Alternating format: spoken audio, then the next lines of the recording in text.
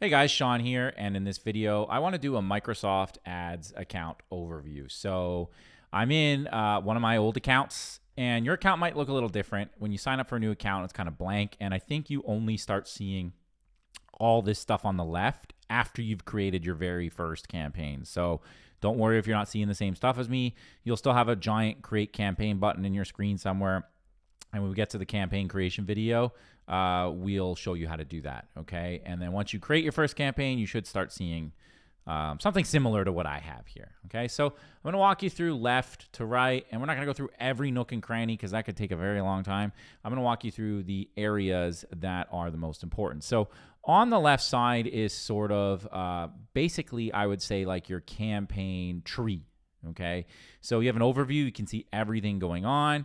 Under the campaigns area, you can see all your campaigns that are active or you've ever run in the past. You can see the ad groups. You'll see what this means in a future video. A campaign is sort of like where you set up all your settings. What are you going to name it? What are you going to bid? Where are you going to run your ads to? Things along those lines. The ad group is what houses the keywords you're going to bid on, right? So you might have an ad group. Let's say you're doing the rent to own niche. You might have an ad group that is around apartment keywords. And then you might have an ad group that has a bunch of housing keywords and so on, okay? And then your keywords are your keywords. Those are the things you actually bid on, okay? So we have our campaigns here. When I click into a campaign, for example, you'll see all of my ad groups, okay? And if I click into an ad group, then you will see the keywords, okay?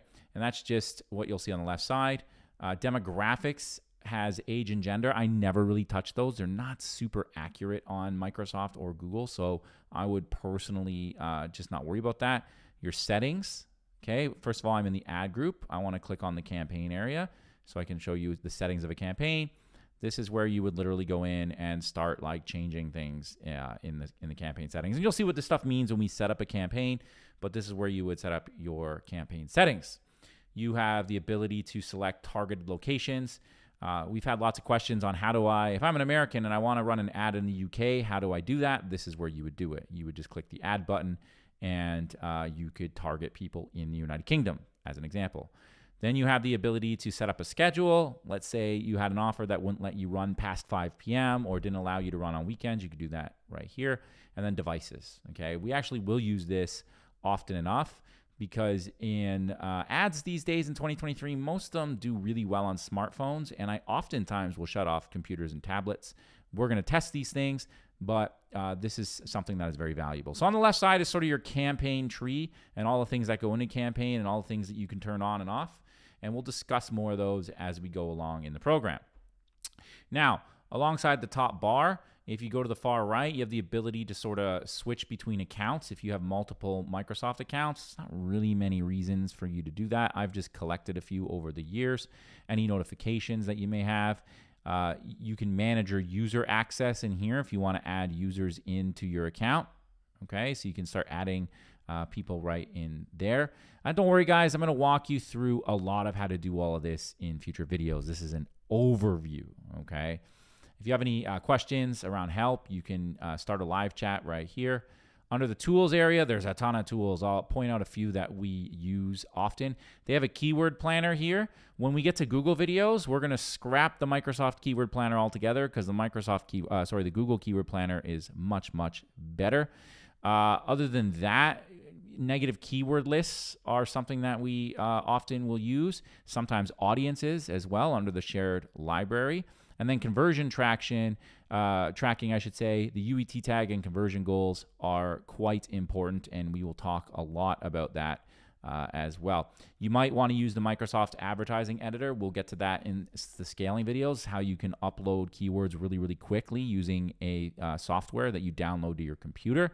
And then under the setup, you have a whole bunch of ability to update your data, like your address, your name, your billing, your payments, your account access, and things like that. I personally never really look into the reports they give you because I think you can get all the information by setting up your columns properly here, and then you can just download it into Excel if you want. The Merchant Center, this is if you were doing like Microsoft Shopping, which is out of scope for the program. And that is really it Okay, so maybe watch this video a couple times. You'll familiarize yourself with Microsoft as you start running ads, and we go through the training and we show you how to optimize and things along those lines. And then the beautiful thing is Google and Microsoft are very, very, very similar. They might have some different colors and a slightly different layout, but the way that they're organized is very, very close to the same. It's a campaign tree on the left. Google has a keyword planner. Google has conversion scripts as well. And all that stuff that you see here is going to be very, very, very similar. Okay. So that's it for the account overview. See you on the next one.